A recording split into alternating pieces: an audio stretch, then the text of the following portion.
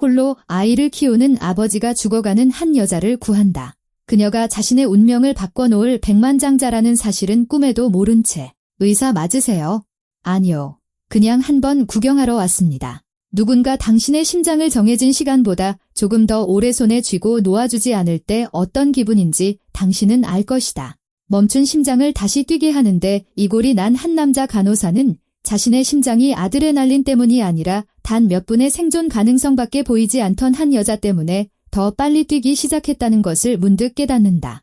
이야기를 시작하기 전에 오늘 당신이 세상 어느 곳에서 이 이야기를 보고 있는지 댓글로 남겨주길 바란다. 평범한 사람이라면 모니터에 일직선이 그려질 때 손을 놓는다. 하지만 김도현은 여러 해 전부터 평범한 사람이 아니었다. 그날 밤 들것에 실린 여자가 응급실로 들어왔을 때 그는 아직 그녀의 이름도 몰랐고 영웅이 될 생각도 없었다. 그는 단지 그녀의 얼굴에 드리워진 너무나 익숙한 잿빛 그림자를 보았고 내면에서 오래된 목소리를 들었을 뿐이다. 그때 너는 제 시간에 가지 못했어.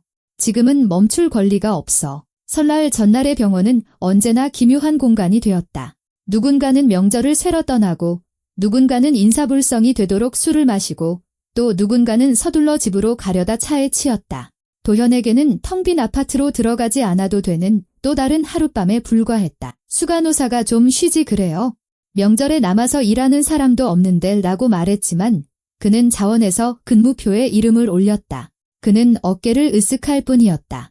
어차피 함께 쉴 사람도 없었다. 구급차가 응급실로 들이닥치는 소리는 언제나처럼 요란하고 급작스러웠다. 차가운 밤 공기와 피 냄새를 몰고서 구급 침대에는 30대 초반으로 보이는 여자가 겨울 코트를 입은 채 누워 있었다. 창백한 얼굴, 이마에 달라붙은 머리카락. 구급대원은 빠르게 보고했다. 길에서 의식을 잃었고 쓰러지기 전 가슴 통증을 호소했다고. 이송에 시간이 너무 많이 걸렸고 맥박은 약하고 혈압은 거의 잡히지 않는다고 했다. 당직 의사가 서류에 서명하는 동안 도현은 이미 여자의 코트를 벗기고 셔츠 단추를 풀며 모니터를 연결하고 있었다. 첫 번째 제세동기 충격, 그리고 두 번째. 심장 리듬은 나타났다가 사라지기를 반복했다. 수년간 익숙해진 절차였다. 손은 기계적으로 움직였다. 하지만 모니터의 선이 다시 일직선으로 변할 때마다 속이 바싹 타들어갔다. 됐어. 의사가 시계를 힐끗 보며 말했다. 시간 기록해. 도현은 이 말을 수십 번도 더 들었다. 하지만 이번만큼은 그 말이 침대 위 여자뿐만 아니라 자기 자신에게 내려진 선고처럼 들렸다. 3년 전 다른 병실에서 다른 의사가 그의 아내의 몸을 앞에 두고 똑같은 말을 했었다. 그때 그는 문밖에서 손잡이를 하얗게 질리도록 꽉 쥔 채 서서 차마 들어가지 못했다. 나중에 오랫동안 생각했다. 만약 들어갔더라면, 무슨 말이라도 했더라면, 직접 시도했더라면. 어리석은 생각이었지만 그 생각은 그의 안에 영원히 자리 잡았다. 지금 그는 문 밖에 있지 않았다. 바로 곁에 서서 손바닥 아래 연약한 흉곽을 느끼고 자신의 거친 숨소리를 듣고 있었다. 의사는 이미 장갑을 벗으며 돌아섰다. 김도현 선생, 그가 짜증 섞인 목소리로 말했다. 그만해. 시간 됐어. 조금만 더요. 도현이 이를 악물고 대답했다. 가능성 있어요? 아니, 없어. 의사가 눈썹을 치켜떴다. 규칙 알잖아. 우린 할 만큼 했어. 자네도 지쳤으니 가서 좀 쉬어. 도현은 대답하지 않고 계속해서 흉부 압박을 했다. 허리가 쑤시고 어깨는 불타는 듯 했다. 등줄기를 따라 땀이 흘러내렸다. 보조 간호사는 걱정스러운 눈으로 그를 쳐다봤다. 복도에서 누군가 속삭였다. 또 시작이네. 다른 목소리가 답했다. 아들한테서 연락 끊긴 지 오래됐잖아. 아내가 죽고 나서 저렇게 중환자실에만 박혀 사는 거야? 그는 들었지만 반응하지 않았다. 손바닥으로 흉곽을 누를 때마다 조용한 생각이 함께했다. 한 번만 더. 아직은, 오늘은 아니야. 어느 순간 그는 침대 위의 여자가 아니라 자기 자신을 위해 이 일을 하고 있다는 생각이 들었다. 마치 자신의 굳어버린 심장을 다시 뛰게 하려는 것처럼. 도현 씨, 수간호사가 그의 어깨에 손을 얹었다. 그러다 당신 몸이 먼저 망가져. 그만해요. 안 돼요. 그가 숨을 헐떡이며 말했다. 또 한 명을 그냥 보낼 수는 없어요. 오늘은 안 돼요. 그는 아내의 이름을 입에 올리지 않았지만 그와 오래 일한 사람들은 모두 누구를 말하는지 알고 있었다. 복도에서 다시 발소리가 들렸다. 누군가 들여다보더니 모두가 포기한 곳에서 한 남자가 완고하게 싸우는 모습을 보기 싫다는 듯 금세 고개를 돌렸다. 몇 초 같은 긴 시간이 흘렀다. 그때 모니터에서 삑 소리가 났다. 아주 희미하고 미세한 타형이었다. 도현은 숨을 멈춘 채 굳었다. 선 위로 또 다른 불꽃이 튀었다. 리듬이 돌아왔다. 그는 즉시 믿지 못하고 의사를 쳐다봤다. 의사는 가까이 다가와 스크린과 여자, 그리고 도현을 번갈아 보았다. 젠장, 그가 중얼거렸다. 좋아, 계속해. 가능성 있어? 그 후의 일은 안개 속처럼 희미했다. 약물 투여, 상태 확인, 중환자실로의 이송. 여자는 각종 기계에 연결되고 담요로 덮였다. 피부에 온기가 돌았다. 누군가 도현의 어깨를 툭 쳤고 누군가는 김 선생, 정말 대단하네 라고 말했다. 그는 다리에 힘이 풀리는 것을 느끼며 그저 고개를 끄덕였다. 중환자실 문이 닫히자 아드레날린이 급격히 빠져나갔다. 복도는 끝없이 길어 보였다. 그는 몇 걸음 걷다가 차가운 벽에 기대어 그대로 바닥에 주저앉았다. 손바닥은 떨리고 심장은 목구멍 어디선가 세차게 뛰고 있었다. 주위에서는 여전히 전화벨 소리, 지시, 호출 소리가 울렸지만 그 소음은 물속에서 들리는 것처럼 아득했다. 살아있어요. 수간호사가 옆에 쪼그려 앉아 물이 담긴 종이컵을 건넸다. 일단은요. 도현이 웃어 보이려 했지만 입꼬리가 비뚤게 올라갔다. 심장은 뛰고 있어요. 이제 지켜봐야죠. 그녀가 말했다. 그러다 손목 나가겠어요. 이제 젊은 나이도 아니잖아요. 그는 헛웃음을 쳤다. 이 병원에서만 19년이에요. 그가 말했다. 손은 익숙해요. 손이야 그렇겠죠. 그녀가 한숨을 쉬었다. 머리는요? 그 질문은 허공에 맴돌았다. 도현은 대답하지 않았다. 그는 물을 다 마시고 일어나 직원 휴게실로 향했다. 그곳에는 낡은 소파와 그의 갈아입을 옷이 든 사물함, 그리고 작은 거울이 있었다. 거울 속에는 퀭한 뺨, 면도하지 않은 얼굴, 지친 눈을 한마흔 줄의 남자가 서 있었다. 언젠가 아내에게 모든 것이 괜찮을 거라고 약속했지만 결국 그 약속을 지키지 못했던 바로 그 남자였다. 근무가 끝나고 병원을 나서자 차가운 밤 공기가 그를 맞았다. 눈은 오지 않았지만 매서운 추위가 얼굴을 핥히었다.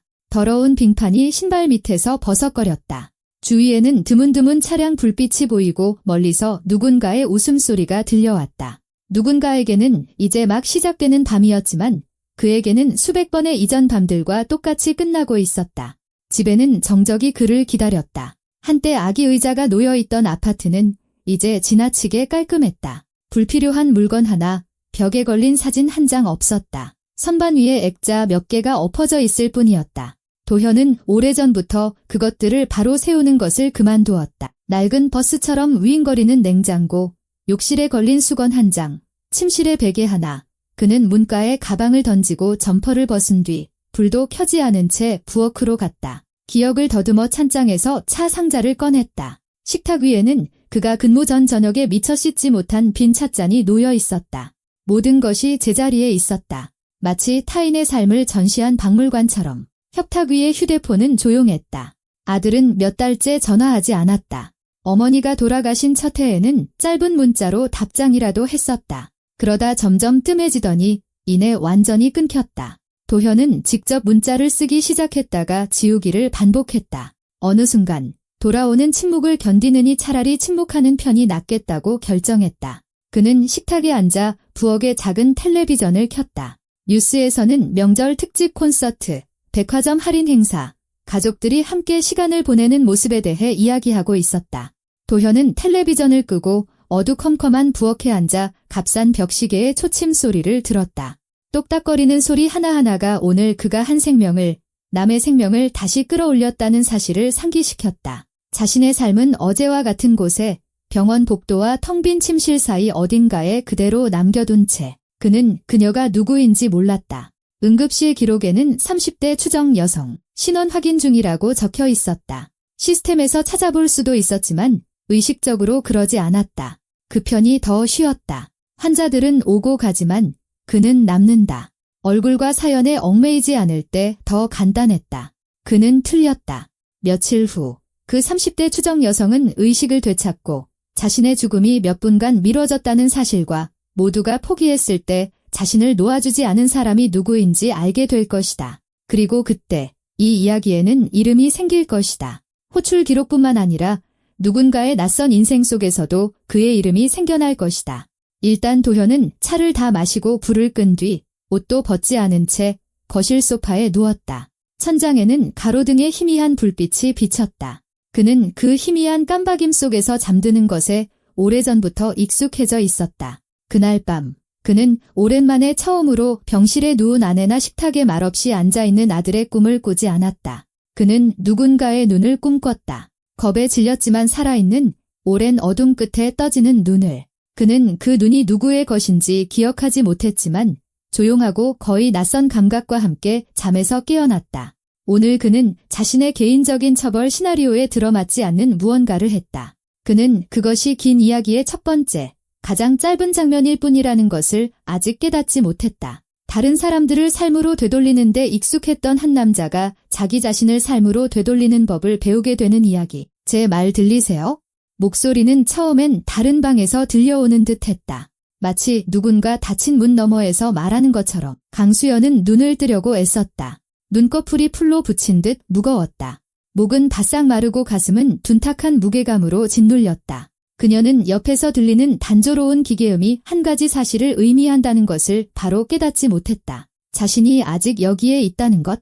강수연 씨, 제 말 들리면 눈을 깜빡여 보세요. 목소리가 반복되었다. 그녀는 남은 힘을 긁어모아 눈꺼풀을 움직였다. 빛이 눈을 베는 듯 쏟아졌다. 그녀 위로 흰 가운을 입은 여자의 얼굴이 보였다. 마스크는 턱 밑으로 내려와 있었고 눈은 피곤했지만 예리했다. 좋아요. 여긴 중환자실이에요. 심정지로 실려 오셨습니다. 지금은 말할 필요 없어요. 의사가 차분하게 설명했다. 가장 위험한 고비는 넘겼으니 푹 쉬세요. 심장이 멎었었다. 그 생각이 가장 먼저 들었다. 내가 죽었었구나. 그리고 두 번째로 이상하고 부적절한 반사작용처럼 이런 생각이 떠올랐다. 그 계약서에 서명 안 했는데 프로젝트 자금 이체도 못했고 이런 상황에서조차 뇌는 일에 잔해를 붙들려 애썼다. 그녀는 손을 움직여보려 했다. 손목에는 혈압계 커프, 정맥에는 카테터, 그리고 온갖 튜브와 전선들. 몸은 남의 것 같았지만 타는 듯한 고통은 없었다. 다만 기운이 없고 떨릴 뿐이었다. 누가 절 찾았나요? 목소리가 녹슨 것처럼 쉰 소리로 나왔다. 쇼핑몰 근처에서 행인들이 구급차를 불렀어요. 의사가 대답했다. 그리고 여기서는 아주 고집센 한 사람이 우리가 제때 멈추는 걸 내버려 두지 않았죠. 수연은 눈을 감았다. 아주 고집센 사람, 그 말이 머릿속 어딘가에 박혔다. 한때 모두가 포기한 계약을 성사시키기 위해 밤을 새우던 자신을 두고 사람들이 그렇게 말했었다. 이틀 후 그녀는 심장내과 병동으로 옮겨졌다. 몸에 붙은 튜브는 줄었지만 쇠약함은 사라지지 않았다. 의사들은 정해진 시간에 와서 통증을 묻고 앞으로의 검사에 대해 설명했다. 모두가 같은 말을 했다. 운이 좋았다고. 제때 이송되어서 운이 좋았고 심장이 다시 뛰기로 결심해서 운이 좋았다고. 딱 한 번 수간호사가 링거를 조절하며 중얼거렸다. 우리 김도현 선생 아니었으면 지금 이렇게 말씀도 못하셨을 거예요. 수연이 눈썹을 치켜떴다. 누구요? 남자 간호사 김도현 선생이요. 그분이 사실상 두 번째 삶을 쥐어짜 내주신 거죠. 그녀가 대답했다. 하지만 그분과는 아마 마주치기 힘들 거예요. 야간 근무만 하시거든요. 저녁이 되어 병실이 조용해졌을 때 수연은 천장을 바라보며 누워 그 말을 되새겼다. 두 번째 삶을 쥐어짜냈다. 이상한 표현이었다. 그녀는 두 번째 삶이란 일, 결단, 선택을 통해 스스로 얻는 것이라고 생각해왔다. 때로는 낯선 누군가가 제때 멈추기를 거부하는 것만으로도 얻을 수 있다는 사실을 이제야 알았다. 사흘째 밤, 그녀는 참지 못했다. 간호사실 문은 살짝 열려 있었다. 복도에서는 약품 냄새와 병원 특유의 톡 쏘는 냄새가 났다. 수연은 다리에 힘없는 감각을 무시하고 벽을 짚으며 병실을 나섰다. 간호사실 문에는 명패가 붙어 있었고 안에서는 목소리가 들렸다. 도현 씨, 그러다 당신이 우리 병동에 눕겠어. 한 간호사가 투덜거렸다. 명절인데 하루쯤은 좀 쉬지. 나중에 쉬면 되죠. 낮고 차분하며 약간 쉰 듯한 남자의 목소리가 응수했다. 아직 환자는 많은데요. 수연은 문설주를 노크했다. 저기요. 아내 대화가 즉시 멎었다. 두 사람이 그녀를 돌아봤다. 간호사와 가슴에 명찰을 단 녹색 근무복 차림의 남자였다. 명찰은 바로 눈에 들어오지 않았다. 먼저 그의 눈빛이 보였다. 지쳤지만 공허하지 않은 눈, 모든 것이 어떻게 끝나는지 너무 많이 본 사람들이 그럼에도 불구하고 계속해서 근무에 나설 때 짓는 그런 눈빛이었다. 강수연 씨, 일어나시면 안 돼요. 간호사가 손사래를 쳤다. 어서 누우세요. 감사 인사를 하고 싶어서요. 수연은 남자를 향해 시선을 돌렸다. 당신이 김도현 씨죠? 그는 예상치 못했다는 듯 어깨를 살짝 으쓱했다. 네, 맞습니다. 그가 인정했다. 하지만 정말 병실로 돌아가셔야 합니다. 모두가 끝났다고 했을 때 당신만 멈추지 않았다고 들었어요. 그녀는 그의 말을 무시했다. 고맙습니다. 그는 짧게 대답했다. 그는 그런 감사가 어색하다는 듯 잠시 시선을 피했다. 제 일을 했을 뿐입니다. 도현이 말했다. 제 입장이었어도 똑같이 하셨을 겁니다. 아뇨의 수연은 솔직하게 대답했다. 저는 가능성을 계산하고 아마 더 일찍 포기했을 거예요. 하지만 당신은 아니었죠. 왜죠? 간호사가 눈을 굴렸다. 시작된 내 그녀가 중얼거렸다. 수연 씨는 병실로 가시고 김 선생은 나중에 철학적인 대화 나누세요. 하지만 수연은 이미 간호사실 데스크 끝을 붙잡고 그를 똑바로 쳐다보고 있었다. 왜죠? 그녀가 반복했다. 그는 한숨을 쉬었다. 이런 질문에 답하느니 차라리 3교대를 연달아 하는 게 더 편해 보였다. 언젠가 제가 제때 멈췄다가 그 기억을 안고 오랫동안 살았던 적이 있어서요. 도현이 마침내 말했다. 다시는 그러고 싶지 않습니다. 그녀는 그 말에서 지극히 개인적이고 무거운 무언가를 감지했지만 간호사가 이미 그녀의 팔을 잡고 있었다. 자, 이야기는 나중에 해요. 혈압 떨어지면 또 우리가 고생한다고요. 그녀가 투덜거렸다. 갑시다. 수연은 다시 한번 도현을 돌아봤다. 제가 다시 찾아올게요. 그녀가 조용히 약속했다. 그리고 제대로 감사 인사 드릴게요. 그러실 필요 없습니다. 그도 똑같이 조용히 대답했다. 일주일 후 퇴원이 결정되었다. 의사는 약, 생활습관, 검사에 대해 길게 이야기했다. 수연은 고개를 끄덕이며 들었지만 생각은 다른 곳에 있었다. 그가 여기 없어. 그날 밤에 계셨던 남자 간호사분은 그녀가 말을 시작했다. 김도현 선생, 야간 근무자라 지금은 쉬고 있을 겁니다. 의사가 손을 내저었다. 나중에라도 인사하세요. 그 친구, 당신 같은 사람 수십 명은 살려냈으니까.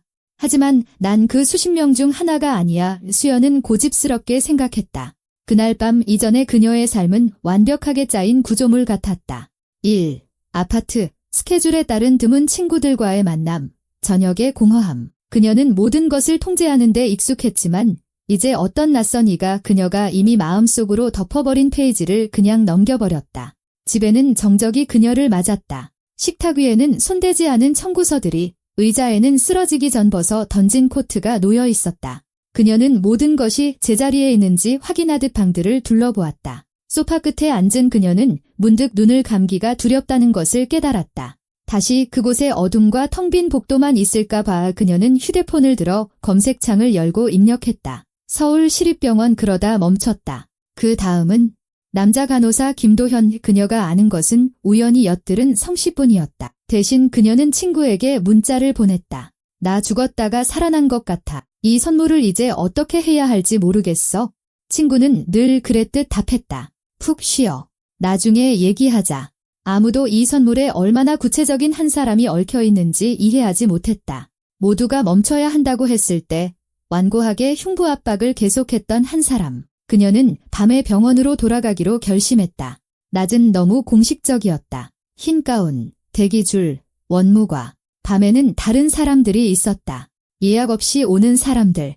그녀는 오는 길에 따뜻한 블랙커피 2잔과 값싼 붕어빵 한 봉지를 샀다. 기분이 이상했다. 성공한 사업가가 낡은 시립병원 야간 근무자들을 위해 음식을 사들고 오다니. 입구에서 경비원이 고개를 들었다. 누구 찾아오셨어요? 응급실에요.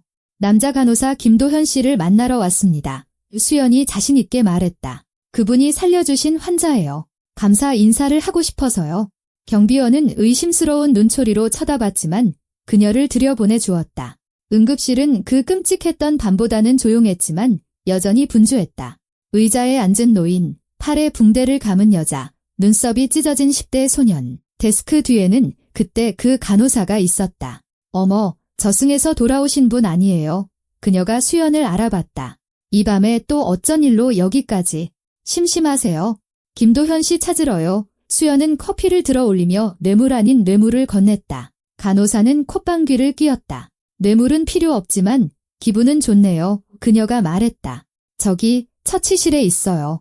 근데 미리 말해두는데 그 사람 감사 인사 받는 거 별로 안 좋아해요. 수연은 가리킨 복도를 따라 걸어갔다. 심장이 퇴원 날보다 더 빨리 뛰었다. 처치실 안, 도현의 실루엣은 바로 알아볼 수 있었다. 넓은 어깨, 약간 구부정한 등 붕대와 주사기를 능숙하게 다루는 손. 김도현 씨의 그녀가 불렀다. 그가 돌아섰다. 그녀를 본 그의 얼굴에는 처음엔 당혹감이, 그 다음엔 피로와 섞인 가벼운 짜증이 스쳤다. 그럴 필요 없다고 말씀드렸는데요. 그가 말을 시작했다. 필요한지 아닌지 묻지 않았어요. 수연이 말을 끊었다. 제가 해야 해요. 그렇지 않으면 제 뇌가 제가 숨쉬고 있다는 사실 자체를 받아들이지 못할 거예요. 그녀는 그에게 커피 한 잔을 내밀었다. 당신이 한 일에 비하면 보잘것없는 보상이지만 뭐든 시작은 해야죠. 그는 잔을 받아들고 냄새를 맡더니 고개를 끄덕였다. 고맙습니다. 도현이 말했다. 이제 정말 집으로 돌아가셔도 됩니다. 당신에게 이게 더 필요할 것 같은데요. 수연은 벽에 기댔다. 저는 적어도 며칠 밤은 잤어요. 당신은 아니었을 텐데요. 그가 입꼬리만 살짝 올려 웃었다. 중환자실에서 막 나온 사람치고는 질문이 너무 많으시네요. 그가 지적했다. 정해진 스케줄대로 살다가 쇼핑몰 앞에서 쓰러진 사람치고는 답이 너무 없는 셈이죠. 그녀가 받아쳤다. 우리 셈셈해요. 그는 그녀를 더 자세히 쳐다봤다. 수연 씨, 정말이지 당신은 당신의 일을 했고 삶으로 돌아왔어요. 제 일은 그냥 근무를 서는 것뿐입니다. 도현이 말했다. 여기에 특별한 의미를 부여하지 마세요. 당신은 의미를 부여하지 않을 수 있겠지만 저는 그럴 수 없어요. 수연이 차분하게 대답했다. 제 인생에서 저를 위해 중요한 일을 해주고 그냥 사라져버리는 사람은 오랫동안 없었어요. 보통은 약속을 하고 사라지는 사람들이 대부분이었죠. 저는 약속하지 않았습니다. 그가 상기시켰다. 그렇다면 더더욱 당신에게 솔직한 대답을 요구할 수 있겠네요. 그녀는 몸을 살짝 앞으로 기울였다. 그때 왜 멈추지 않았어요? 그는 침묵했다. 벽 너머에서 누군가 기침을 했고 스위치 소리가 났다. 복도에서는 침대가 굴러가는 소리가 들렸다. 처치실 안에는 무거운 정적이 내려앉았다. 언젠가 제가 병실 문 밖에 서서 사망 시간을 말하는 걸 들었던 적이 있어서요. 도현이 마침내 입을 열었다. 그리고 아무것도 하지 못했죠. 더는 그렇게 못하겠습니다. 아내구나. 이수연은 짐작했다. 그는 살짝 고개를 끄덕였다. 암이었어요. 긴 이야기죠. 그때 저는 저편에 있었고 지금은 이 편에 있는 겁니다. 그가 말했다. 그게 제 철학의 전부입니다. 수연은 입술을 깨물었다. 그래서 당신은 앞으로 살아가는 유일한 방법이 사는 것이 아니라 끝없이 다른 사람들을 구해내는 것이라고 결론 내렸군요. 그가 헛웃음을 쳤다. 방금 죽다 살아나신 분이 아니라 심리학 강좌라도 듣고 오신 것 같네요. 저는 단지 생각하지 않기 위해 일하는 게 어떤 건지 알 뿐이에요. 그녀가 어깨를 으쓱했다. 저도 누군가를 잃었어요. 오빠요. 그리고 몇 년 동안 계약서에 서명하고 이익을 내면 그게 어떻게든 오빠의 부재를 보상해 줄 거라고 믿는 척했죠. 그는 그녀를 유심히 바라봤다. 마치 처음으로 환자가 아닌 한 사람을 마주보는 것처럼. 보상되지 않죠. 그가 조용히 말했다. 보상되지 않아요. 수연도 동의했다. 하지만 당신은 오늘 몇 년 동안 아무도 저를 위해 해주지 않았던 일을 했어요. 더 쉬운 포기라는 선택지 앞에서 저를 선택했죠. 저는 그걸 잊지 않을 거예요. 당신이 원하든 원하지 않든. 그는 시선을 돌렸다. 당신은 떠나고 저는 여기에 남겠죠? 모든 것은 제자리로 돌아갈 겁니다. 도현이 말했다. 이 일이 원래 그런 겁니다. 수연은 고개를 살짝 기울였다. 두고 보죠. 그녀가 말했다. 저는 누가 제 자리를 정해주는 걸 별로 좋아하지 않거든요. 그 말을 끝으로 그녀는 돌아섰다. 커피 향과 미처 끝나지 않은 대화에 기묘한 여운을 남긴 채 도현은 컵을 든 채 한참을 서서 플라스틱이 식어가는 소리를 들었다. 수간호사가 처치실 안을 들여다봤다. 그래서 그녀가 눈을 가늘게 떴다. 예쁜 여자가 목숨 구해줘서 고맙다는데 꼭 벌서는 초등학생처럼 서 있네. 그녀는 다시 올 거예요. 그 자신도 모르게 불쑥 말이 나왔다. 뭘 보고 그렇게 확신하는데? 눈을 보면 알아요. 도현이 대답했다. 그가 틀린 것은 단 하나였다. 그는 그녀가 병원으로 다시 돌아올 것이라고 생각했다. 하지만 강수연은 문제의 근원으로 바로 다가가는데 익숙한 사람이었다. 그녀가 다음에 두드릴 문은 응급실 문이 아니라 세상과 철저히 격리된 그의 텅 빈 집의 문이 될 것이었다. 평범한 사람들은 초대 없이 남의 집에 찾아오지 않는다. 하지만 강수연은 목표 달성에 방해가 된다면 사회적 규범 따위는 무시하는데 오래전부터 익숙했다. 그리고 지금 그녀의 목표는 간단했다. 자신의 목숨을 구해준 남자를 찾아내서 왜 그 자신이 마치 자기 삶에는 더 이상 관심이 없는 것처럼 사는지 알아내는 것. 주소는 바로 알아내지 못했다. 병원에 직접 물어보는 것은 불가능했다. 개인정보 보호, 보안, 온갖 합리적인 장벽들이 있었다. 하지만 수년간 사업을 이끌다 보면 예상치 못한 곳에 인맥이 생기기 마련이다. 아는 헤드헌터에게 건 전화 한 통, 병원 맞은편 카페에서 우연을 가장한 간호사와의 만남 한 번, 그렇게 그녀의 휴대폰에는 김도현의 집 주소가 저장되었다. 엘리베이터 없는 5층짜리 낡은 빌라, 3층, 12호. 그녀는 토요일 저녁에 찾아갔다. 미리 전화하지 않았다. 거절할 것을 알았기 때문이다. 음식물이 담긴 봉투를 들고 갔다. 빵, 치즈, 과일, 차, 별것 아니었다. 그저 바로 떠나지 않을 핑계일 뿐. 현관에서는 낡은 페인트 냄새와 고양이 오줌 냄새가 났다. 벽에는 실종된 개를 찾는 낡은 전단지 위에 그래피티가 그려져 있었다. 계단은 발밑에서 삐걱거렸다.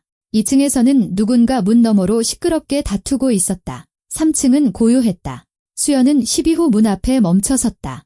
안에서는 아무 소리도 들리지 않았고 외시경을 통해 희미한 빛만 새어나왔다. 그녀는 손을 들어 초인종을 눌렀다. 반응이 없자 한 번 더 눌렀다. 문 뒤에서 발소리가 들렸다. 외시경이 어두워졌다. 누구세요? 도현의 목소리는 경계심으로 가득했다. 수연이에요. 미리 연락 못 드려서 죄송하지만 드릴 말씀이 있어서요. 그녀가 대답했다. 침묵이 길어졌다. 그녀는 그가 문을 열어주지 않을 거라고 생각했지만 잠금 장치가 철컥 소리를 내며 열리고 문이 안전고리만큼 열렸다. 주소는 어떻게 알았습니까? 그가 물었다. 정보를 찾는 데는 좀 소질이 있어서요. 수연은 솔직하게 대답했다. 들여보내주실 건가요? 아니면 이 틈새로 계속 얘기할까요? 그는 한숨을 쉬고 안전고리를 풀며 뒤로 물러섰다. 수연이 안으로 들어서자마자 기묘한 부조화를 느꼈다. 아파트는 깨끗했다. 너무나도 깨끗했다. 먼지 하나, 어지러운 흔적 하나, 삶의 자취가 전혀 없었다. 모든 것이 단정하게 정돈되어 있었다. 현관에는 신발이 나란히 놓여 있고 투는 단 하나의 옷걸이에 걸려 있었으며 열쇠는 선반 위에 있었다. 하지만 동시에 텅 비어 있었다. 마치 여기서 사는 것이 아니라 근무 사이에 잠만 자는 곳 같았다. 불쑥 찾아와서 미안해요. 그녀가 신발을 벗으며 말했다. 하지만 병원에서는 당신이 매번 대화를 피하잖아요. 집에서는 더 쉬울 거라고 생각했어요. 집에서 더 쉽다니 누구한테요? 도현이 헛웃음을 쳤다. 당신한테 아니면 나한테? 당신한테요. 여기서는 적어도 처치실로 도망갈 수는 없으니까 수연이 받아쳤다. 그는 고개를 저으며 거실로 들어갔다. 그녀는 그를 따랐다. 방은 작았다. 소파, 테이블, 낡은 텔레비전, 옷장. 테이블 위에는 빈 머그잔이 놓여 있었다. 창가에는 아무것도 없었다. 화분도, 사진도. 벽에는 액자 하나가 벽을 향해 뒤집혀 걸려 있었다. 수연은 봉투를 테이블 위에 올려놓았다. 차랑 먹을 걸 좀 사왔어요. 항상 일만 하니까 집에서는 제대로 챙겨 먹지 못할 것 같아서요. 그녀가 말했다. 수연 씨, 그가 피곤한 목소리로 말을 시작했다. 도현 씨, 제 말 좀 들어줘요. 그녀가 말을 끊었다. 당신이 감사 인사 받는 걸 싫어하는 거 알아요. 사람들이 떠나고 돌아오지 않는 편이 당신에게 더 편하다는 것도 알아요. 하지만 저를 거기서 구해준 사람이 바로 이곳에서 조용히 혼자 가라앉고 있다는 걸 알면서 제가 어떻게 그냥 살아갈 수 있겠어요. 그는 소파 끝에 앉아 손으로 얼굴을 쓸어내렸다. 나한테 빚진 거 없어요? 이미 고맙다고 했잖아요. 그걸로 충분합니다. 그가 말했다. 아니요. 수연은 단호하게 대답했다. 그걸로는 부족해요. 당신의 집을 보니 알겠어요. 당신은 사는 게 아니라 버티고 있는 거예요. 당신은 나를 알지도 못하면서 그가 반박했다. 무슨 근거로 그런 결론을 내리는 겁니까? 저는 다음 근무 시간만 기다리는 사람의 집이 어떤 모습인지 알아요. 수연은 맞은편 의자에 앉았다. 저희 집도 그랬어요. 그러다 어느 날 사무실에서 그냥 돌아오지 못하게 되면 아무도 알아채지 못할 거라는 사실을 깨닫기 전까지는요. 그는 그녀를 올려다봤다. 가족이 없으시군요. 부모님은 오래전에 다른 도시로 가셨어요. 오빠는 5년 전에 죽었고요. 제가 일에만 미쳐 사는 게 분명해지자 친구들도 흩어졌죠. 그녀가 어깨를 으쓱했다. 커리어는 쌓았지만 나머지 것들을 쌓는 건 잊어버렸어요. 그럼 우리 둘 다 같은 구덩이에 빠져있는 셈이군요. 도현이 조용히 말했다. 다만 나는 이미 오래전에 체념했을 뿐. 하지만 나는 아니에요. 그녀가 반박했다. 그리고 그럴 생각도 없고요. 당신도 그래서는 안 돼요? 그는 기쁨 없는 미소를 지었다. 그래서 뭘 제안하고 싶은 겁니까? 우리 집에서 동기부여 강연이라도 해주시게요? 대화를 제안하는 거예요. 수연이 차분하게 대답했다. 당신이 나를 구했어요. 이제는 내가 당신을 구하도록 해줘요. 당장 하라는 게 아니에요. 그냥 문을 닫지만 말아달라는 거예요. 그는 오랫동안 침묵하다가 일어나 창가로 다가가 어두운 마당을 내려다보았다. 3년 전에 아내가 죽었어요. 암이었죠. 길고 고통스러웠어요. 매일 곁에 있었지만 아무것도 할 수 없었어요. 병실 문 밖에 서서 의사들이 사망 시간을 선고하는 걸 들었죠. 그가 말했다. 그때부터 야간 근무로 바꿨어요. 거기가 더 편해요. 거기서는 아무도 왜 혼자냐고 묻지 않으니까. 수연은 조용히 듣고 있었다. 아들이요. 그때 사춘기였어요. 우리는 함께 이겨내지 못했죠. 아들은 자신을 탓했고 나는 나를 탓했어요. 우리는 멀어졌어요. 지금은 따로 살고 전화도 안 해요. 문자를 보내려고 해봤지만 답이 없어요. 어떻게 되돌려야 할지 모르겠어요. 그가 그녀를 향해 돌아섰다. 그러니 당신이 본 게 맞아요. 나는 버티고 있어요. 사는 건 너무 고통스러우니까. 수연은 일어나 그에게 다가갔다. 당신은 다시 지는 게 두려워서 아예 경기에 나서지 않는 거예요. 그녀가 말했다. 이해해요. 오빠가 죽고 나서 저도 두려웠어요. 문을 닫고 프로젝트와 숫자만으로 충분한 척했죠. 그러다 쇼핑몰 앞에서 혼자 죽을 뻔했어요. 바로 그때 당신이 포기하지 않는 사람도 있다는 걸 제게 상기시켜줬어요. 그는 고개를 끄덕였다. 나는 직장에서 포기하지 않아요. 거기서 나는 쓸모가 있으니까. 하지만 여기서는요. 그는 텅 빈 방을 손으로 휘저었다. 여기서 나는 그냥 텅 빈 공간일 뿐이에요. 당신은 텅 빈 공간이 아니에요. 수연이 단호하게 말했다. 당신은 그게 더 안전하다고 생각했을 뿐이에요. 하지만 그건 거짓말이에요. 당신은 그저 천천히 사라지고 있을 뿐이라고요. 그 말은 허공에 맴돌았다. 도현은 고개를 돌렸다. 왜 온 겁니까? 수연 씨, 나한테서 뭘 원하는 거죠? 아무것도요. 그녀가 대답했다. 그냥 당신이 알았으면 해서요. 이제 당신은 혼자가 아니라고. 당신이 원하든 원하지 않든 나는 계속 올 거예요. 묻고 귀찮게 할 거예요. 당신이 일하기 위해서가 아니라 살 권리가 있다는 걸 깨달을 때까지요. 소용없는 짓입니다. 그가 지친 목소리로 말했다. 심장 마사지도 5분이 지나면 소용없다고들 하죠. 그녀가 반박했다. 하지만 당신은 계속했고 그래서 내가 지금 여기 살아있어요. 어쩌면 이번에도 그 소용없는 짓이 통할지 모르잖아요. 그는 그녀를 오랫동안 유심히 바라보다가 한숨을 쉬었다. 고집이 셋이군요. 도현이 말했다. 네, 수연도 동의했다. 당신도 마찬가지고요. 그래서 우린 해낼 수 있을 거예요. 그녀는 봉투에서 보온병에 담긴 차와 머그잔 2개, 빵과 치즈를 꺼냈다. 이제 앉아서 제대로 좀 먹어요. 당신이 또 과로로 쓰러지면 당신을 살려낼 사람이 아무도 없으니까 이 그녀가 말했다. 도현은 그날 저녁 처음으로 진심으로 웃었다. 꼭 상사처럼 명령하시네요. 그가 말했다. 제가 상사니까요. 수연이 대답했다. 다만 지금 제 프로젝트는 당신이에요. 그들은 식탁에 앉아 말없이 차를 마셨다. 하지만 그것은 텅 빈 침묵이 아니라 무언가로 채워진 침묵이었다. 도현은 일에 대해, 교대 근무에 대해, 이상한 환자들에 대해 이야기했다. 수연은 자신의 사업에 대해, 계약에 대해, 한 번은 협상 중에 잠이 들었는데 모두가 그것을 새로운 압박 전략으로 오해했던 일에 대해 이야기했다. 저녁이 끝날 무렵 그는 더 이상 그렇게 다친 사람처럼 보이지 않았다. 어깨는 풀렸고 목소리는 조금 더 따뜻해졌다. 정말 다시 올 겁니까? 그가 문까지 그녀를 배웅하며 물었다. 네, 수연이 고개를 끄덕였다. 준비해요. 당신이 예의상 문을 열어주는 게 아니라 정말 반가워서 열어줄 때까지 계속 올 거예요. 그는 희미하게 미소 지었다. 두고 보죠. 도현이 말했다. 두고 보게 될 거예요. 그녀가 정정했다. 수연은 떠났다. 도현은 아파트에 혼자 남았다. 하지만 이제 테이블 위에는 머그잔 하나 대신 2개가 놓여 있었다. 그것이 시작이었다. 다음 날 그는 오랜만에 처음으로 추가 근무를 신청하지 않고 집에 남았다. 창가에 앉아 벽에 뒤집힌 액자를 바라보다가 일어나 천천히 그것을 바로 돌렸다. 안에는 사진이 있었다. 그와 아내, 어린 아들 모두가 웃고 있었다. 미안해, 그가 조용히 말했다. 내가 너무 오래 갇혀 있었어.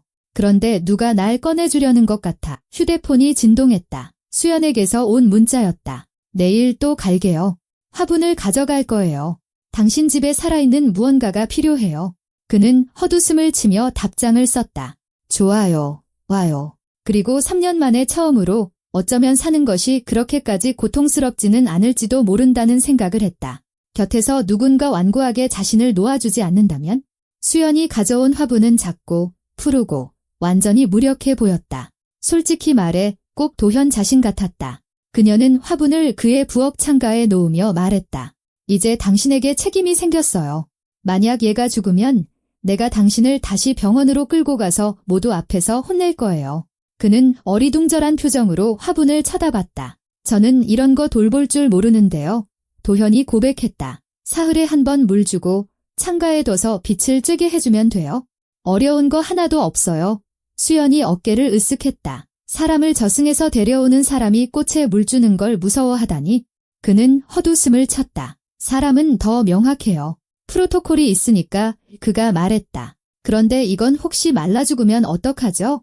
그럼 새로 사면 되죠. 그녀가 대답했다. 하지만 시도는 해봐야죠. 살아있는 것이 당신이 실수할까 봐 두렵다는 이유만으로 죽어서는 안 되니까. 그 말은 그녀가 예상했던 것보다 더 깊이 그를 파고들었다. 그는 말없이 고개를 끄덕이고 주전자에 물을 올렸다. 수연은 식탁에 앉아 방 안을 둘러봤다. 벽의 사진은 이제 앞면을 향해 있었다. 그녀는 그것을 바로 알아챘지만 굳이 입 밖으로 꺼내지는 않았다. 어떤 발걸음은 조용히 내디뎌야 하는 법이다. 근무는 어땠어요? 그녀가 물었다. 늘 그렇죠. 술 취한 사람 둘, 심장 때문에 오신 할머니 한 분, 팔 부러진 청년 한 명. 그는 찻잔에 차를 따랐다. 별일 없었어요. 꼭 지루한 일처럼 말하네요. 수연이 지적했다. 그들 하나하나가 누군가의 삶인데 그렇게 생각하기 시작하면 미쳐버려요. 도현이 반박했다. 거리를 둬야 해요. 그렇지 않으면 버틸 수 없어요. 그래서 당신은 버텨냈어요. 그녀가 단도직입적으로 물었다. 그는 침묵했다. 찻잔을 테이블에 내려놓고 창밖을 바라봤다. 모르겠어요. 그가 솔직하게 대답했다. 가끔은 아닌 것 같아요. 그냥 그래야 하니까 의무감으로 근무에 나가는 것 같아요. 만약 멈추면 내가 왜 여기 있는지조차 알 수 없을 것 같아서요. 수연은 의자를 더 가까이 당겼다. 당신은 다른 사람들이 사라지지 않도록 하기 위해 여기 있는 거예요. 그것만으로도 대단한 일이에요. 그녀가 말했다. 하지만 당신에게는 그것뿐만 아니라 자신만의 삶을 누릴 권리도 있어요. 그 삶은 3년 전에 끝났어요. 도현이 조용히 말했다. 나는 그냥 에필로그를 연기하고 있을 뿐이에요. 아니요, 수연이 단호하게 말했다. 당신은 새로운 장을 시작하는 게 두려워서 에필로그에 갇혀 있는 거예요. 하지만 그 장은 이미 시작됐어요. 당신이 원하든 원하지 않든. 그는 그녀를 오랫동안 바라봤다. 왜 이러는 겁니까? 그가 물었다. 내가 왜 당신에게 필요하죠? 당신은 당신의 삶, 사업, 계획이 있잖아요. 심지어 아들에게 전화 한 통 못하는 망가진 남자 간호사는 필요 없을 텐데요.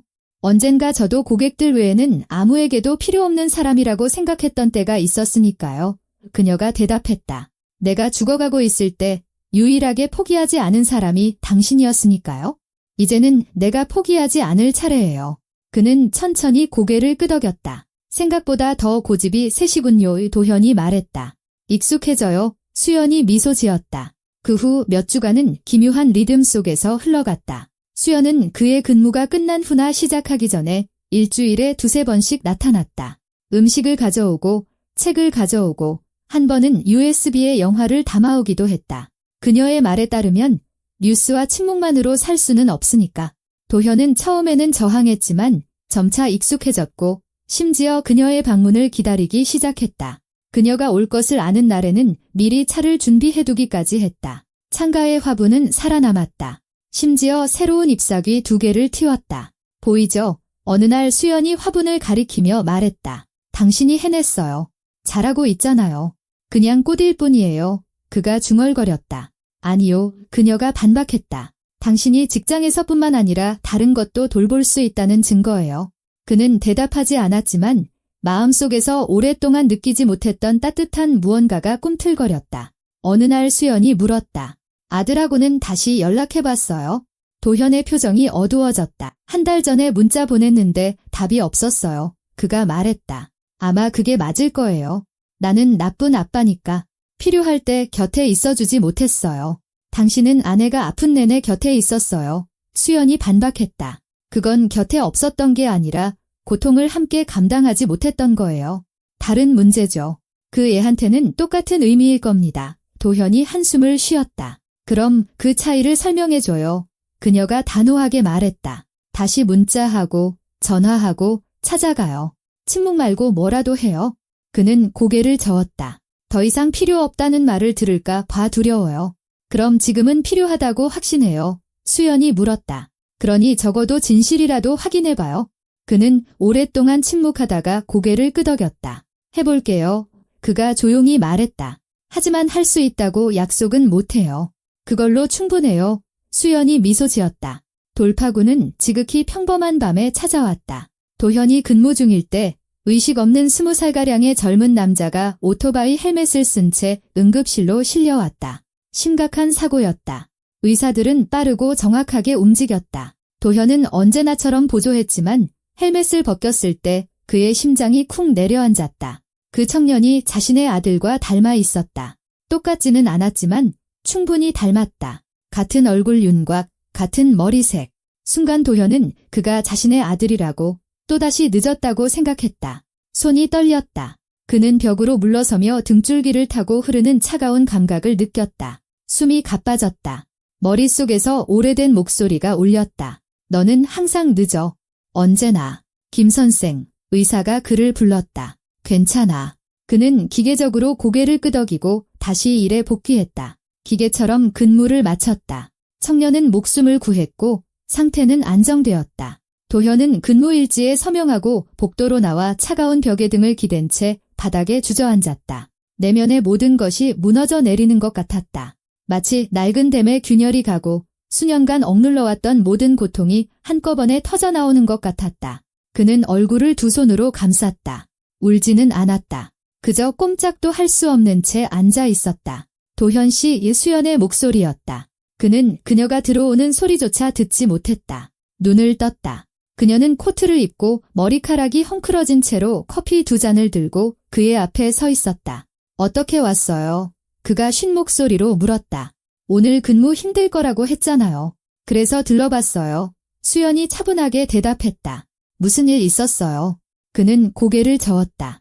아들이랑 닮은 청년이 들어왔어요. 그 애인 줄 알았어요. 또 내가 늦은 줄 알았어요. 도현이 겨우 말을 쥐어짰다. 매번 두려워요.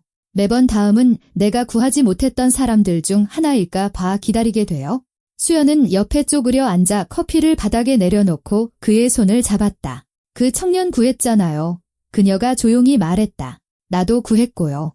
매 근무마다 사람들을 구하고 있어요. 당신이 구하지 못한 사람들에 대해 죄책감 가질 필요 없어요. 당신은 그냥 사람일 뿐이에요. 그건 변명이 안 돼요. 그가 속삭였다. 변명이 아니에요. 그녀도 동의했다. 그냥 사실일 뿐이에요. 당신은 약해질 권리가 있어요. 울 권리가 있어요. 전능하지 않을 권리가 있어요. 하지만 이 모든 걸 혼자 짊어질 권리는 없어요. 그는 그녀를 쳐다봤다. 그의 눈에 마침내 눈물이 고였다. 지쳤어요. 도현이 숨을 내쉬었다. 이걸 짊어지고 괜찮은 척하는 거 너무 지쳤어요. 그럼 괜찮은 척 그만해요. 수연이 말했다. 내가 여기 있잖아요. 곁에 있고 떠나지 않을 거예요. 그는 고개를 끄덕이고 눈을 질끈 감았다. 그리고 3년 만에 처음으로 자신에게 우는 것을 허락했다. 크지 않고 조용하게. 하지만 그것은 약함의 눈물이 아니라 해방의 눈물이었다. 수연은 그의 손을 놓지 않은 채 곁에 앉아 있었다. 불필요한 말은 하지 않았다. 그저 함께 있었다. 그것으로 충분했다. 몇 분 후 그는 소매로 얼굴을 닦았다. 고마워요, 도현이 말했다. 와줘서, 그리고 남아줘서. 언제나 유수연이 대답했다. 이제 당신은 혼자가 아니에요. 기억해요. 그들은 동이 틀 때까지 복도에 앉아 식어버린 커피를 마시며 온갖 시시콜콜한 이야기를 나눴다. 일에 대해, 삶에 대해, 창가의 화분에 대해, 그리고 한 사람이 다른 사람을 구하고 그 후 두 사람이 서로를 구하게 되는 세상의 기묘한 방식에 대해. 아침이 되자 도현은 내면에 무언가가 움직였다는 것을 느꼈다. 치유된 것은 아니지만 오랫동안 멈춰있던 것이 처음으로 움직이기 시작했다. 다음 날 저녁, 그는 휴대폰을 꺼내 연락처에 있는 아들의 이름을 오랫동안 바라봤다. 그리고 문자를 입력했다. 지훈아, 오랫동안 침묵해서 미안하다. 나쁜 아빠였던 거 알아. 하지만 바로잡아보고 싶다. 내가 괜찮다면 우리 한번 만나자. 그냥 얘기라도 하자. 싫다면 이해할게. 그래도 시도는 해보고 싶다. 아빠라고 서명하고 전송 버튼을 눌렀다. 휴대폰을 테이블에 내려놓았다. 심장이 세차게 뛰었다. 1시간 후 답장이 왔다. 좋아요. 토요일에 공원 옆 카페에서 봐요. 도현은 몇 번이고 문자를 다시 읽었다. 그리고 수연에게 전화했다. 그 애가 만나기로 했어요. 그가 말했다. 그럴 줄 알았어요. 그녀가 대답했다. 당신은 해낼 거예요. 난 당신을 믿어요. 고마워요. 도현이 조용히 말했다. 모든 게. 수연은 전화기 너머에서 미소 지었다. 우리 아직 안 끝났어요. 그녀가 대답했다. 이건 시작일 뿐이에요. 그리고 그녀는 옳았다. 왜냐하면 토요일, 카페에서 아들 맞은편에 앉아 도현은 3년 만에 처음으로 그동안 마음속에만 담아두었던 말을 입 밖으로 꺼낼 것이고 그 대답으로 비난이 아닌 고백을 듣게 될 것이기 때문이었다. 그냥 보고 싶었어요. 아빠. 정말 많이. 그리고 집 창가에서는 작은 녹색 화분이 자라고 있을 것이다. 가장 연약한 것조차도 누군가 돌봐준다면 살아남을 수 있다는 상징처럼 몇 년 동안 미뤄둔 대화가 있다. 진실을 듣는 것이 두려워서. 그러다 한때 갓난아기였던 사람을 마주보고 앉아 깨닫게 된다. 침묵이 그 어떤 말보다 더 무서웠다는 것을. 도현은 약속 시간 20분 전에 카페에 도착했다. 차를 시키고는 손도 대지 않은 채 창가에 앉아 지나가는 사람들을 보며 손의 떨림을 진정시키려 애썼다. 마지막으로 아들을 본 것은 2년 전, 길에서 우연히 멀리서였다. 지훈은 그때 친구들과 함께 걸으며 웃고 있었다. 도현은 부르고 싶었지만 차마 그러지 못했다. 잠시 서서 바라보다가 그냥 돌아섰다. 이제는 도망칠 곳이 없었다. 문에 검은 점퍼를 입고 한쪽 어깨에 백팩을 맨 키 큰 청년이 나타났다. 도현은 그를 바로 알아봤다. 그 몇 년 사이 지훈은 키가 훌쩍 컸고 어른스러워졌으며 거의 성인이 다 되어 있었다. 눈빛만은 예전 그대로였다. 진지하고 경계하는 듯한. 지훈은 주위를 둘러보다 아버지를 발견하고는 고개를 끄덕이고 다가와 맞은편에 앉았다. 무거운 침묵이 짓눌렀다. 안녕, 도현이 먼저 말했다. 안녕하세요. 지훈이 짧게 대답했다. 웨이트리스가 다가와 주문을 물었다. 지훈은 커피를 시켰다. 도현은 첫 잔을 다 마시지도 않았으면서 차를 한 잔 더 달라고 했다. 그녀가 떠나자 정적이 다시 돌아왔다. 와줘서 고맙다. 도현이 마침내 입을 열었다. 내가 와줄지 확신이 없었어. 지훈은 어깨를 으쓱했다. 처음엔 거절하려고 했어요. 그가 솔직하게 말했다. 그러다 생각했죠. 지금 안 만나면 아마 영원히 못 볼 거라고. 도현은 고개를 끄덕였다. 이해한다. 나도 오랫동안 연락할 용기를 내지 못했어. 그가 고백했다. 내가 얘기하고 싶지 않을까 봐 두려웠다. 저는 아빠가 저를 잊었을까 봐 두려웠어요. 지훈이 조용히 말했다. 엄마가 돌아가신 후에 제가 아빠에게 잃어버린 것을 상기시키는 존재가 되어버렸다고 생각했어요. 그 말은 도현이 예상했던 것보다 더 강하게 그를 때렸다. 그는 찻잔을 두 손으로 감쌌다. 아니야, 그가 단호하게 말했다. 절대. 너는 결코 상실의 상징이 아니었어. 너는 내게 남은 유일한 존재였지. 하지만 어떻게 내게 다가가야 할지, 어떻게 말해야 할지, 어떻게 너를 완전히 무너뜨리지 않을 수 있을지 몰랐다.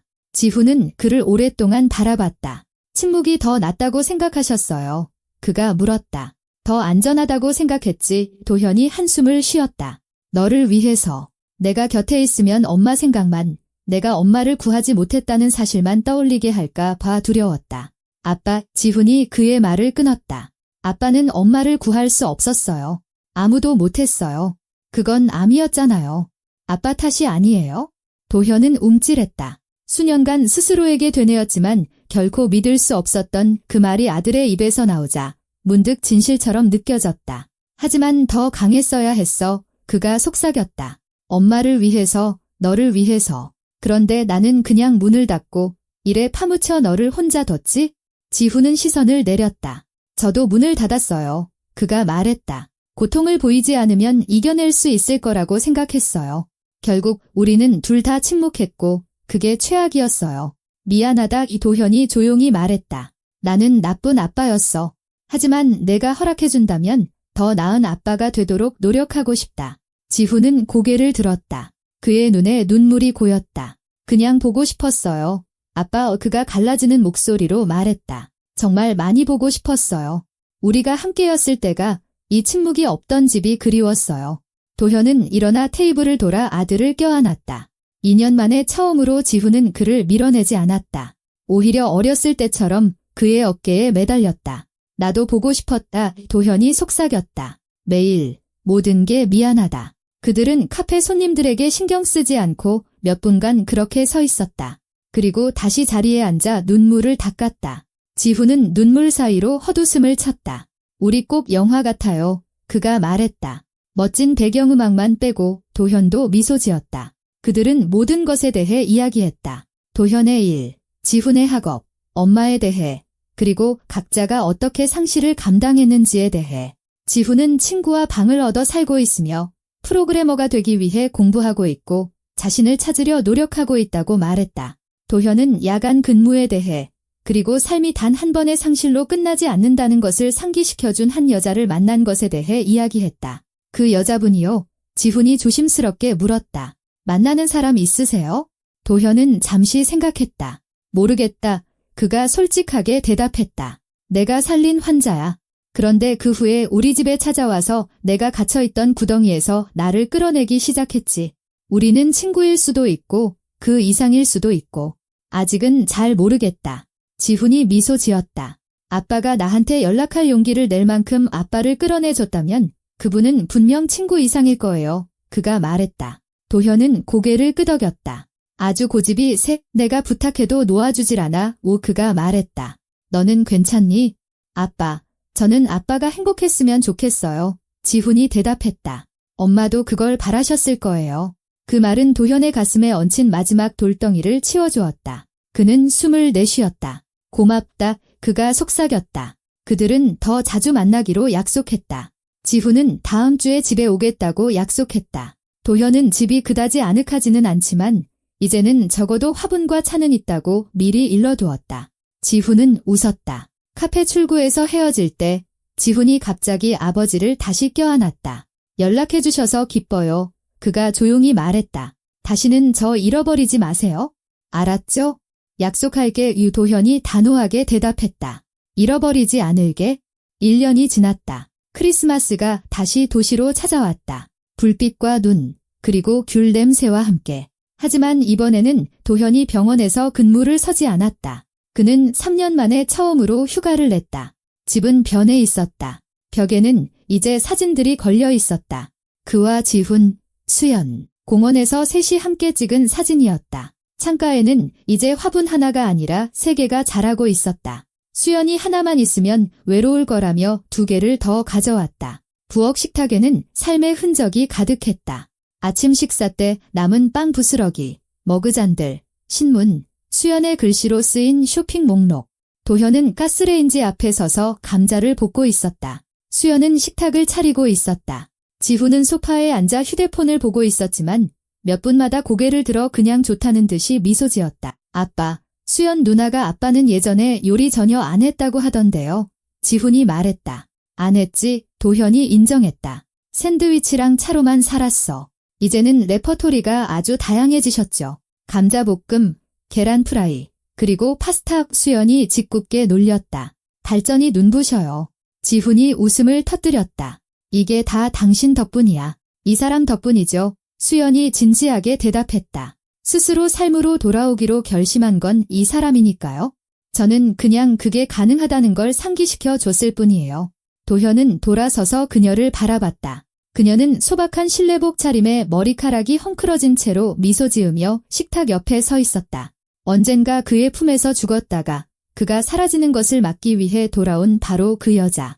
고마워, 그가 조용히 말했다. 뭐가요? 수연이 의아해했다. 놓아주지 않아서. 도현이 대답했다.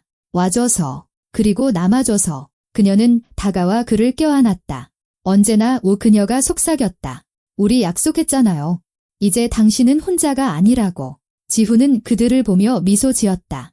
오랫동안 집은 침묵이 아니라 삶으로, 웃음으로, 음식 냄새로, 혈연이 아닌 남기로 한 결심으로 서로를 선택한 사람들의 목소리로 가득 찼다. 저녁, 지훈이 돌아가고 수연이 설거지를 돕기 위해 남았을 때 도현은 싱크대 앞에서 그녀를 멈춰 세웠다. 남아줘, 그가 말했다. 안 그래도 2시간째 당신 컵 닦고 있잖아요. 그녀가 미소 지었다. 아니, 완전히 남아달라고. 도현이 분명히 말했다.